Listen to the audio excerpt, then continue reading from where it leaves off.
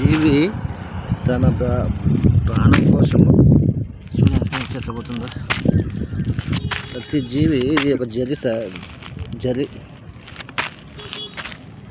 ఆరుబయటలు ఎలా పోతుంది చూడండి. ప్రతి జీవికి ఈమె తన ప్రాణం మీద ఎంత ఉంటుందో చూడండి. అలాగే సృష్టిలో భగవంతుడు ప్రతి జీవికి చూడండి ఎన్ని కాళ్ళు ఉన్నాయో. దాదాపు అంటే 50 కాళ్ళు ఉన్నాయండి జలికి.